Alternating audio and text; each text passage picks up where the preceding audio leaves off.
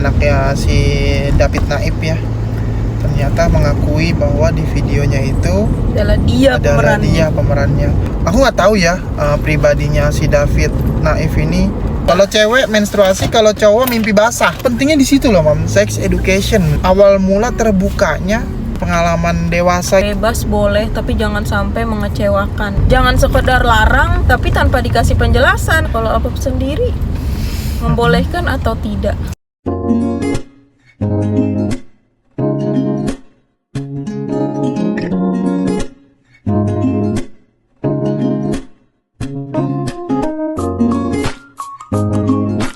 Thinking, speaking, feeling, acting, hip hop, the truth. Terkejut aku ternyata berita lagi hot sekarang ini, anaknya si David Naif ya, ternyata mengakui bahwa di videonya itu adalah dia pemerannya. Aku sebagai orang tua, sebagai bapak yang punya anak perempuan, ngerasa banget kayak waduh, harus aware banget gak sih perkara dunia free sex gitu ya. Jadi benar-benar terpukul sampai aku mikir di mana gitu letak poin kenapa anaknya bisa melakukan hal itu. Aku nggak tahu ya pribadinya si David Naif ini apakah sudah mampu untuk memberikan kenyamanan buat anaknya gitu. Sudahkah mampu untuk memberikan perhatian yang lebih kepada anaknya gitu. Kita juga nggak tahu ya. Ya full of love lah gitu. Di lain itu kan, ini kan perkara dia melakukan hubungan adegan dewasa yang direkam ya. Yang pastinya dilakukan sama-sama mau ya. Pastinya dilakukan penuh dengan kesadaran. Kayaknya sih pacarnya. Tapi kalau sekarang nggak tahu udah jadi mantan atau belum. Bukan open BO kan? Enggak lah. Iya makanya. Nggak mungkin sih. Makanya juga aku mikir kejadiannya kapan? Pasti mikir kan kejadiannya kapan? Apakah si Audrey ini ngekos gitu ya? Pastilah ya. Posisinya lagi di mana? Posisinya lagi di mana? Benar. Apa Jadi, sebebas itukah sehingga orang tuanya pun membebaskan dia buat nginep-nginep bareng teman atau gimana gitu. Itu yang benar-benar aku pikirin tuh. Aku sebagai orang tua kayak bagaimana caranya nanti Cece adik itu benar-benar masih dalam pengawasan aku dan Amam hingga dewasa. Karena hal ini nih mungkin kalau ngomongin adegan-adegan dewasa ini kan mungkin tabu ya. Menurut Amam, kapan anak itu harus dibicarakan soal seks orientasinya, Mam? Kalau itu sih dari kecil ya. Dari kecil ya, seks orientasi. Kayak kita kasih tahu bagian-bagian yang nggak boleh dipegang orang lain, kayak gitu-gitu ya dari dia sekecil mungkin. Dan kalau untuk menjelaskan hubungan itu sendiri, menurut aku tunggu dia bertanya nggak sih, Pak? Jadi kayak takutnya dia malu bertanya, Mam. Dianya ngerasa tabu gitu, ngerasa terlalu dewasa gitu. Ini berarti masuknya ke sex education ya? Iya.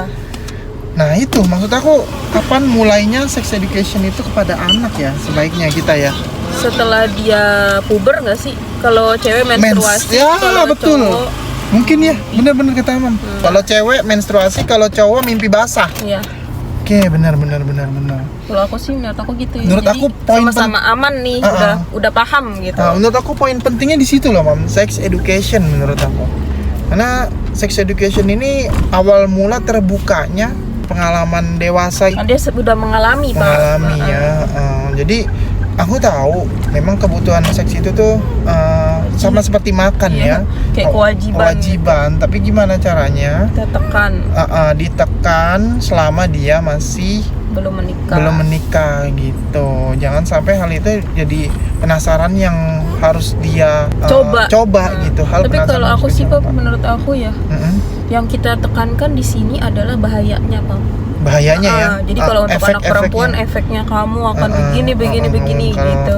Betul. Kalau anak laki-laki begini gitu. Kita memberikan mereka kebebasan gitu, tapi dengan syarat seperti yang kamu bilang kemarin, bebas boleh tapi jangan sampai mengecewakan. Karena kalau kita sampai kecewa sama kelakuan mereka ya tangan. Iya sih. Urus hidup sendiri kalau begitu gitu kan. Berarti kan tandanya nggak mau diurus lagi. kepercayaan itu Kita berarti sebagai harus orang tua, dibangun ya kita sebagai orang tua itu cuma bisa memberikan kepercayaan sepenuhnya dan minta penjagaan dari Allah. Dah itu aja. Karena nggak ada lagi yang bisa ngejaga selain Allah gitu. Benar sih. Yang paling kuat itu yang harus dibangun dari anak itu dari kecil, seks orientasi. Nah, nanti pas sudah mulai masuk puber, penjelasan sex education dan efek-efeknya ya, efek-efeknya gitu. Nah, yang paling kuat itu menanamkan norma-norma agama ya pastinya ya. Pasti. Kita kaitkan dengan norma-norma agama. Kalau kamu melakukan free sex, kamu bakal begini. Kalau kamu melakukan hubungan-hubungan yang seperti dari pegangan tangan segala macam, kamu sama aja masuk ke dalam dosa zina gitu. Ada yang kalau kita jangan lupa itu juga harus dimasuk-masukin gitu. Benar-benar harus kita kaitkan semua ya. Semua itu ada sebab akibatnya pastinya ya. Nah, semua perilaku yang kita lakukan itu pasti ada sebab dan akibat. Nah, kita jelaskan, jangan lupa dijelasin secara rinci.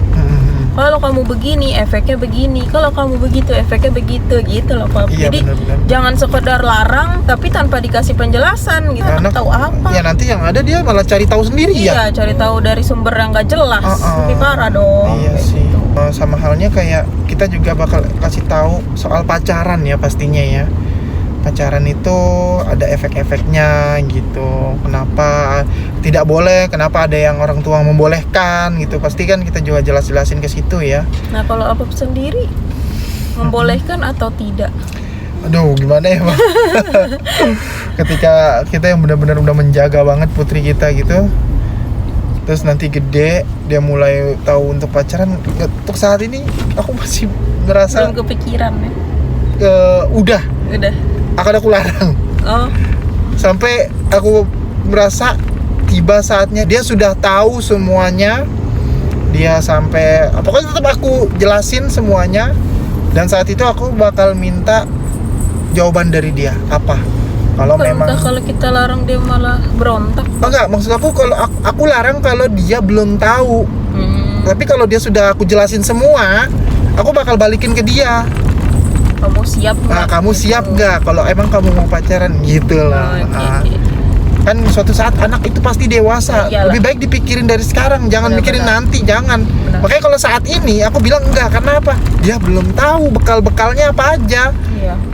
Ya minimal Gitu. itu tadi kalau udah balik kan. Nah itu intinya saat ini aku bilang tidak karena bekal dia masih belum cukup.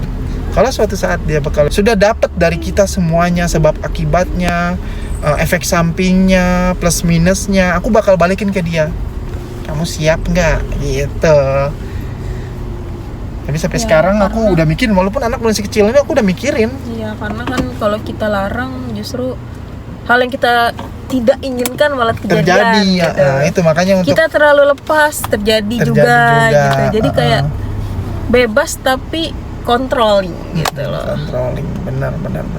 Kita tetap memantau, Memantau. bukan berarti bebas lepas aja gitu. Kalau kita sih begitu. Bagaimana kalau kalian?